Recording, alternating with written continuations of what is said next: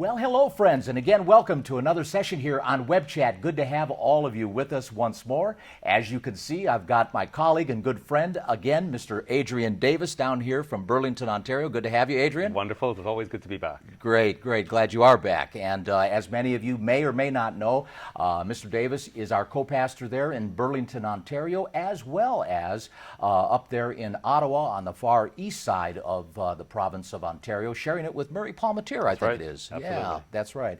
So we wanted today to, of course, bring your attention to a subject that, well, quite frankly, many Christians have conflicting feelings about in some regards to greater and lesser degrees, and that is this subject that we've got here on our screen on whether or not Christians ought to be watchmen.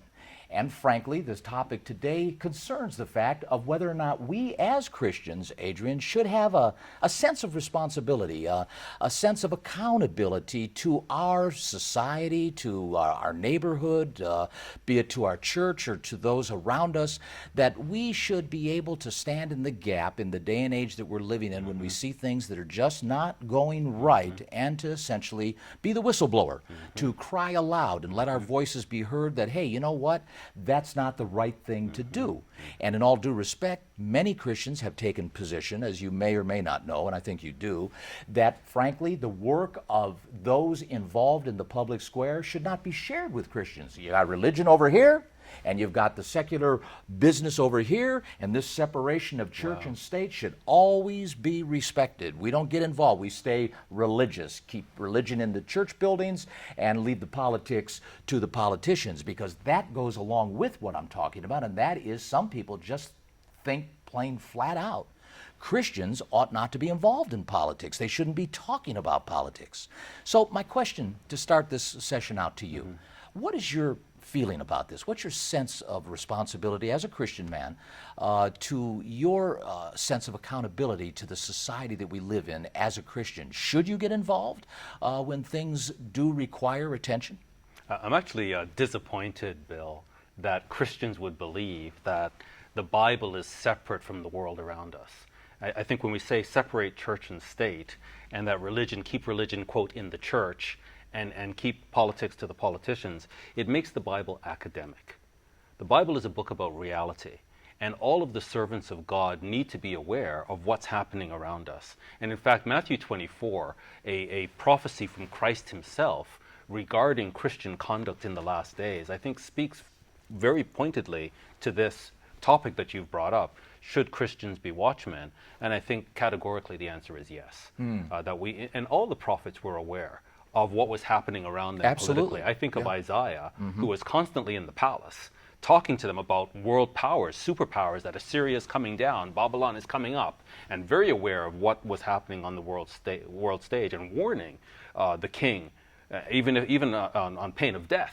They were watchmen and they were warners. And you actually alluded to cry aloud, spare not, show my people their sins. And to your point, even Daniel, you think about all the prophets, they were always in the mix. Even John the Baptist. He was, exactly. You know, and that cost him his life, Yeah. exactly. But he spoke out. But here, Matthew 24, and we'll just break in at verse 8, where Christ says that all these things are the beginning of sorrows. And the things he's talking about in verse 7, nation rising against nation, kingdom against kingdom. Bill, I think you'd agree, that's politics. That's politics. That's Absolutely. politics. Yeah. So we need to be aware of these things. And then he says in verse 9, they shall deliver you up to be afflicted and shall kill you. So all that the desire to live godly in Christ shall suffer persecution. And then he says here... And why would they? I mean, that almost, just to interrupt you, Yes. excuse me, but, you know, why would they be penalized? Why would they be hurt if they exactly. weren't There's involved? a point here. Yeah. And listen to what the point is. That's a very good question. So the answer, I'm going to go to 2 verses for the answer. And the second verse, I'll just take a couple of verses to get there. But in verse 9, he says, you shall be hated of all nations. Why? For my name's sake. So there's something to do with politics and the name of Christ and the kingdom of God. And or Christian expression of Exactly. some sort. There's something going on here. But he goes on then in verse 10 to say, many shall be offended, shall betray one another, and shall hate one another. So something is happening over time that is confusing the Christian. There's a narrative that's being, or narratives, I like to use the term narrative warfare. That's what we're entering into. And when we have fake news or news that does not disclose full truth, it's a form of warfare for the mind. And so here, many will hate one another. False prophets will rise and deceive many. And then he goes on in verse 13. He that endures to the end, the same shall be saved. And then notice this, after all of this betrayal and people losing their way, in verse 14 he says, and this gospel of the kingdom, which is political, this is a political gospel, shall be preached in all the world for a witness unto all nations, and then shall the end come. So I think when we compare verse 14 to verse 9, that you will be hated of all nations for my name's sake, the faithful will preach this gospel to all nations as a witness. So as this story is unfolding and evil men are waxing worse and worse, there's a faithful remnant that is fearless by the power of the Spirit.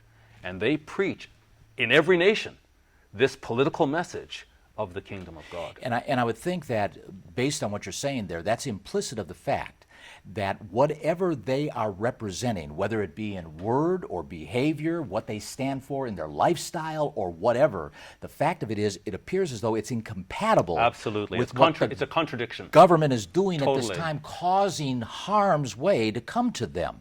And I Totally. think to your point over here, and this is talking about the latter days in Matthew 24 during Jesus' lifetime, but going back a few hundred years back in the day of Daniel when he received the prophecy in chapter 7, Yes. and talking about, again, the end times, it says here that the beast, that government, my friends, the government that'll be ruling the world at that time, it says here, and I beheld, verse 21 of chapter 7, book of Daniel, I beheld, and the same horn made war with the saints, Exactly. prevailed against them. Yep. Yeah, prevailed So against that's a them. political power focused on the saints. There has to be and something. there has to be a message. There's something about the saints that's offensive to this political power. And causing it to respond in this violent way. Later on, it says here that in verse 25, again, Daniel 7, verse 25, he shall speak great words against the Most High, that is the beast, and shall wear out There the you saints. go. There's a target. And it's, you give an inch, they take a mile. And there is this whole incremental approach that the evil powers have. And so for Christians to say, I'm just going to be quiet and sit this one out, it's going to encroach upon you. We cannot escape this. You can see very clearly they're targeting Christian righteousness. Right. The name of Christ, the lifestyle of Christ, the words of Christ. Satan doesn't want anything to do with it. And I think people have lost touch, and Christians especially, because we are watchmen on the tower, on the wall, according to the book of Ezekiel. Yeah, Ezekiel And 33. 33 and 34 to a lesser extent. We have good justification for the fact of a sense of responsibility that we as moral people, based on the Word of God, and that's my measuring stick here, based on Should be that, all of us should have the same measuring stick. and the sadly, Word of it's God. not. That's Yeah. right, exactly. But the fact of it is that because of that, we have or should have a sense of responsibility to share this information with others to help them understand right and wrong. Because frankly, the fact, my friends, that we have lost our point of reference, and this is the point of reference, right. but once That's right. you lose this point of reference, you're free to rock and right. roll any way you want to. And as you were talking, one thing about the Watchman is he's going to see things afar off. I think it's 2 Samuel 18, the story of Ahimaaz and Cushi, who wanted to run and tell David the war is over, his son Oh, yeah, I Absalom was remember that story. defeated. Yeah, and yeah. then there's a watchman in the palace, and he sees afar off. So he sees Ahimaaz first, and then he sees Cushi, and he alerts the king. But what it indicates there is the watchman sees changes on the landscape before anybody else does. And I think if we have Christians today, Bill, and I think you'd agree, that if we have Christians today that are not on the lookout, then they're not going to see the changes in the environment around them. And so when the watchmen who are looking see these changes and begin to speak out against them, they're going to sound crazy to the people who are not looking. But if we were all looking at the far horizon, we would all see what's changing. And I think, again, the sense from Matthew 24 is that the world around us is going to be changing. And we need to be watching and seeing that we're entering into a new season. And with that being said, when you're watching the world around you, and my friends, I don't know about you, but I feel a sense of protecting my family. I feel a sense of responsibility to teach my grandchildren, to teach my children, to teach my children's children if my grandchildren should have children. You know, and that's a sense of love, isn't it? If I'm like, I don't want to get through this unscathed, I don't want any trouble, this is selfishness. I think there's a sense of Christian character that says, I care about my friends, I care about my family, I care about my community, I care about my nation, I care about human beings in the world, on the planet. If I have knowledge, and because of this knowledge, I see things that others don't see, I want to alert them as soon as possible. Especially if those things that you're seeing, you know, by virtue of statistics and or we see the results of certain lifestyles that garner certain manifestations of behaviors or sicknesses and diseases, that it would be remiss of you, it would be derelict of duty if you wouldn't share that information. It would be a very selfish act. Absolutely, to help avoid your grandchild to avoid, or your child to avoid, or your friend to avoid whatever that malady or pothole might be. And I think as well, I see this Watchman work really on multiple levels. That if on the first level where we're not watching the world around us and we're not warning others about changes that are taking place in the world around us, we're going to lose that sense of urgency. And if we lose that sense of urgency, Christ described it as my Lord delays his coming. We lose that sense of urgency, we're not going to warn the church, our congregation, that the good man of the house gives meat in due season to prevent his house from being broken up. If we don't care about the household, then we're not watching, the house can be broken up. And that should go more to more than just the pastor. That should be with all the people within the congregation too. Yeah, it should be, but it starts with the pastor. Right. So if the pastor is not setting the tone and setting the keynote, then, you know, as goes the leader, so goes the pack. So the pastor has to set that tone. And then you're right, everybody needs to be watching. And then there is a personal watching. That each of us have to watch ourselves, our Christian conduct, and seeing what season we're entering into, and having that greater sense of urgency. If we stop watching, we begin to fall asleep. Yeah. And that's what Satan wants. And that's what's so dangerous. Frankly, to that point is one of the reasons why, and I think many of you would agree, is since that law was passed by Lyndon B. Johnson back in the 1960s and scared the daylights out of all the traditional Christian denominations about losing their tax exemption if they should speak about anything that could be construed as politics, and if the government interpreted it that way, could file a lawsuit with them and cause them risk to lose their tax exemption, so everybody put a sock in their mouth. Yeah, it created a culture of silence. Absolutely, and here we are now, 40 years, 45 years down the road, and what do we've got? We've got legalized abortion. We've got legalized homosexual marriages. We've got now organizations and abortion clinics selling body parts in an aftermarket as an outgrowth of the abortion business. I mean, things it's that were unheard of 40 years ago. It's But because of the silence of the Christian churches, this is where we are. Yeah, exactly, because who would have and should have given the advice and the guidance of where the boundaries are? What are the guardrails? What was that saying you had quoted earlier about all that's required for evil to thrive? Is for good men to stand down, and to not do the right thing. So silence is really endorsement. Absolutely, you're right. Omission is approval in many respects, because there's nothing that really could have, I don't believe, with a good fight, gone forward the way it has, but because everybody was silent. I mean, you've got now, my friends, I don't know whether you're aware of this or not, but you've got NAMBLA, this national male lesbian group that is lobbying for the lowering of the legal age of sexual relationships with children. They want to reduce the age to 12 years old to make that legal. And now they've got all kinds of money. They've got special interest groups and lobbyists that are trying to get momentum to get these laws changed to where 12-year-olds become legal. And Christians do nothing, say nothing. You know, in England, I believe it's in Birmingham, they wanted to introduce this homosexuality into the curriculum for small children. The Muslim community was outraged. The Muslim community, they were outraged, and they pushed back hard. The school stood down. Well, bless their hearts. The school stood down. And they backed off. down. They took the curriculum out. Yeah. And it was mandatory. They were pushing hard for it. The Muslim community was no way. Amazing. Not happening. Amazing. Christian community, we let it go. Now, over here in Matthew 24, that's where you were. Yes. I wanted to bring this to our viewers' attention as well as we go down here to verse 32, Jesus talks a little bit more closely now. He says, learn a parable of the fig tree. And then he goes into more details. He comes down through this narrative. This is great. And verse 45, he turns a corner and he states, when then is a faithful and wise servant whom his Lord has made ruler over his household to give them meat in due season? He defines it. Yes. And he defines it. Yep. Blessed is the guy who continues to do what he's doing when his Lord comes and he finds him. And there's a sense of watching and seeing the seasons change and preaching accordingly. So the meat changes as the seasons change.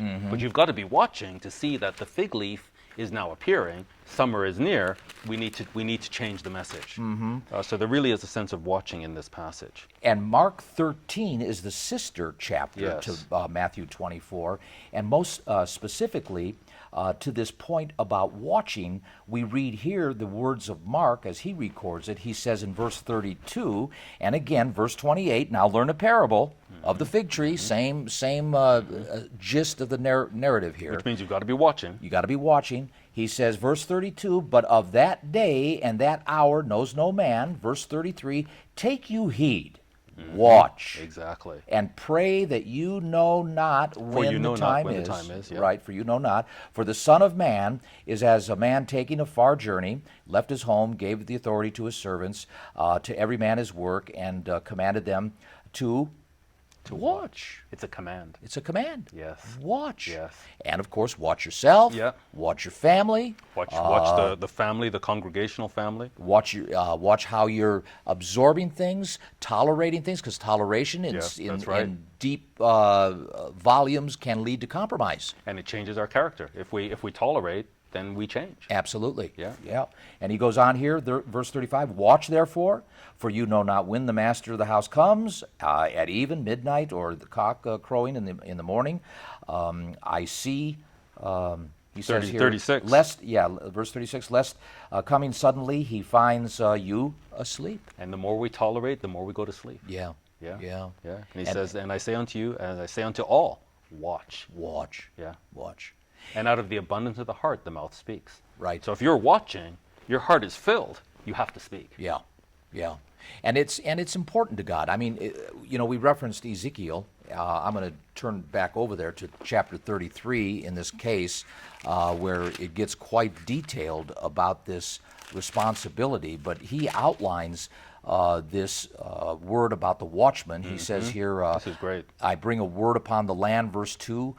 If the people of the land take a man of their own coast, set him up as their watchman. If when he sees the sword coming upon the land, he blows the trumpet and warns the people. Then whosoever hears the sound of the trumpet and takes not warning, if the sword comes and takes him away, his blood shall be upon his own head. And let me just jump in there to say, it's impossible to be a Christian and not see the sword coming on the land. If you're not a Christian, you don't understand what's happening.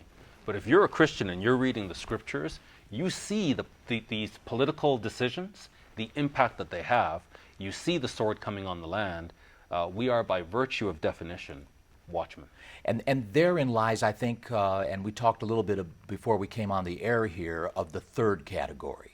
That category of crying aloud, sparing not. Exactly. And essentially, telling the leaders, telling the people that, hey, this is not the way to go. He this says is here, wrong. if the watchmen see the sword, verse 6, if the watchmen see the sword come, and blow not the trumpet, and the people be not warned, if the sword come and take any person from among them, he is taken away in his iniquity. But his blood will I require at the watchman's hand. Ooh. So what do you mean we should say nothing? Yeah. The Bible and politics are separate. Just mind your own business, keep your head down, keep your nose clean. Hopefully we get through this unscathed.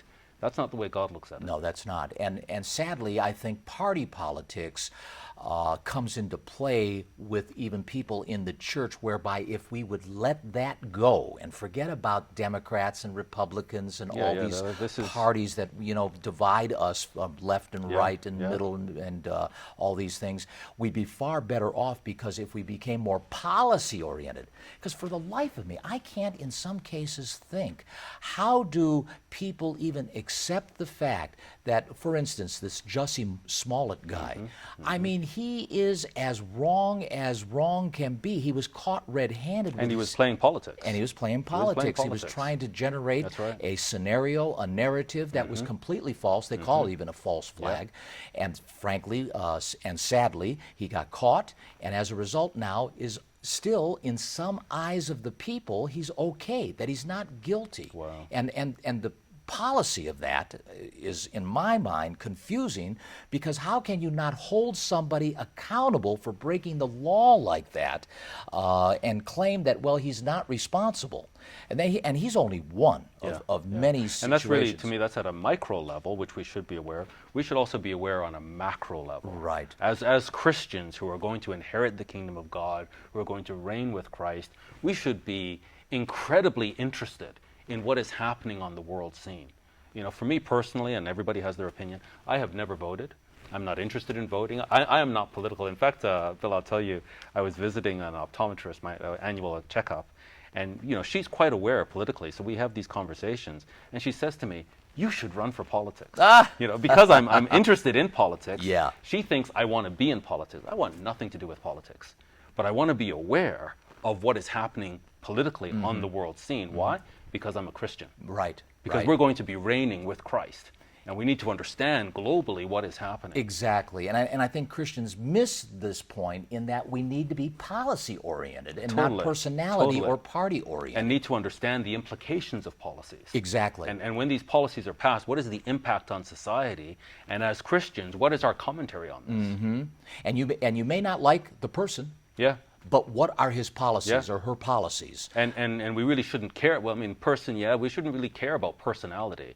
It's really about the policies. Correct. Yeah. Correct. I used to have, when I was in business, actually in my business career prior to going into the ministry full time, basically an approach toward personalities that I came in contact with, because frankly there were personalities that were hard to get along with, but I had to work with them, and the reason I worked well with them is because I was more concerned with the results and performance of what we were involved with on the mission, the cooperative mission, whatever our company was doing, and we were able to accomplish great things, and I'm here to tell you I was able to get good results with guys that I really didn't like. Very good. You know, very good. but you're able were to do thinking that. on a higher plane. Yeah. To me, it really strikes me as interesting, Bill, that it's so clear today, globally, in every nation, especially Western nations, that we're dealing with a conflict between nationalism and globalism. Yes. Forget the names of the parties. Yes. This is about globalism versus nationalism. Absolutely. And, you know, people think that when you stand up for your nation, that you expect the leader of that nation to be perfect. That, when we look at Genesis 11, when God created the nations and put a stop to globalism, it wasn't to say that by stopping globalism and creating nations, that these leaders were righteous. They were the same wicked people that were involved in the global project. Now they had to do it nationally. And the reason for that, God was slowing down the wickedness. Absolutely. That globally, the level of wickedness would be unstoppable. Not anything they imagined they'd be able to do. And so God slowed it down by introducing nations. That's what underscored the Tower of Babel. Exactly. Yeah. So today, when we see, especially in the West, people fighting against communists and Marxists to hold on to their nation, it's not that the leaders of these nations are perfect. They're not. They're flawed. In fact, they're evil. But by keeping the evil national, it slows it down versus global. And I think Christians, we should be very aware of the implications of a global power. And Revelation 13, we should be very aware. Revelation 17 are those implications, because that's where this book says how, globalism leads to. How can we as Christians support any global policy? Correct. Or any globalist. I don't understand. I don't understand either. Can you try to understand? Can you explain it to me? Because I don't get it. It fails me. It really does, Adrian. I have the same feelings about it. I look, and people, I guess, they just don't get it because, frankly, they're destroyed for the lack of knowledge. Yeah. And that's what God says, my people are destroyed for lack of knowledge. If people would understand and believe this Bible, which is the underscoring absolute, and sadly it's not absolute for many, many people, but if it were, there's 1/3 of this book here assorted with prophecies Prophecy. that are very, very clear about where we're going in this day and age. And I think when we are watchmen and we're looking at the changing scenery around us, it drives us to the scriptures to try to understand what is happening. I think when we're tuned out, then we're tuned out of the Bible as well. Yeah. The Bible becomes this academic book that's not grounded in reality. Right, exactly, and sadly, people just don't appreciate it. They don't. They miss it. What boggles my mind, though, is how any Christian can support globalism. Mm-hmm. I don't get it. Yeah, I don't get it. And frankly, in this particular case, my friends, and I think you would agree, the fact of what is happening in many areas of the world, not just here in the United States, by the way. The European Union is going through a lot of heartache right now, Yeah. especially with Italy and Greece and Poland England and and England. yeah. Yeah, I mean, they've got their hands full with nationalist movements going on, and many of us, we see our TVs filled with what's going on over there in Hong Kong, which is all about their own nationalism. They're waving the American flag over there I in realize. protest. Yeah, I saw that. So Americans hate the Yeah. American flag, Yeah. but the Chinese or Are those waving in it. Hong Kong are waving it. Go figure. It's a symbol of freedom. Go figure. Yeah, Yeah, it's it's amazing. just amazing. I would never think, Bill, and I don't know what the audience thinks, but when I think of the wars that were fought against the communist takeover of the world, and now to see communism, socialism, globalism taking foothold in America. Yeah. How can this be? How did it be? Yeah. And frankly, in the 50s, they were rounding them up. Yeah. They were rounding up the McCarthyism. Yeah, I mean, exactly. They were taking. But now look where we are. I know they've accepted And it. look at the muscle that the left are flexing today. Yeah. And Christians are good with that. Right. And sadly, some of the politicians are. Some of the politicians are. They don't see it. They have their own agendas, many of you know. And far be it from us, that is Christians, to be able to just sit on our hands and not do something, or at least cry aloud sit and in the pot. educate. Sit in the pot while the heat turns Yeah, the old up. frog, the old frog with the warm like water. At some point, we need to say there's a problem here. Yeah. Like, hey, it's getting hot in here. Exactly, yeah. And I think, friends, if you've got pastors that are committed to the Christian way, you need to encourage them and certainly be on their side to tell them that you don't mind hearing more of what is important, relative, and certainly cogent to the day and age and times that we live in, because our children need it. Yeah. You need it. Yeah. I need it. Yeah. I need a minister too, even though I am ordained. I occasionally, from time to time, need to hear a good And we need sermon. meat in due season. As the seasons change, and by the implication of Matthew 24, it's a political change. The world is changing politically. As it changes, the meat needs to change. Right. But if exactly. we're not aware, if we're sleeping, then we can't give the meat. Christ wants to give the meat, but we have to be aware to receive it, to give it to the brethren. Exactly, yeah. Well, my friends, we're going to bring this session to a close, but we do, as we always do, want to offer you a free offer. All you've got to do is dial 903-939-2929 and ask for these two offers that we're presenting. This one is done by one of my colleagues, Mr. Van Stinson. It's called Watch and Be Prepared, and a second one-hour presentation. Both of these are one-hour presentations, a second CD, Becoming a Better Watchman. Both are free of charge. All you've got to do, as I said, is dial that number, 903-939-2929, or hit us on our website at www.cgi.org, or you can email us at info@cgi.org and get these two one-hour presentations, 2 hours that will enhance what Adrian and I have been talking about in regards to this sense of responsibility that we as Christians should at least feel and have, and to a certain extent, in whatever way we can, share what we understand to be in the right things from the Word of God with our families and our neighbors, our relatives, wherever we can be. And if we've got a bigger platform to do, then to go ahead and even do it at that time. So, my friends, as I say here, and as Pastor Adrian Davis was sharing this time with you about this, it's important, I think, Adrian, don't you, that we have this sense of responsibility as watchmen, Absolutely. Christian watchmen. Absolutely critical. And it's clear to me from the scriptures, if we don't, we're falling asleep. Absolutely. Well, friends, again, we're not going to say goodbye, but what we will say is until we meet again on another session here from Web Chat.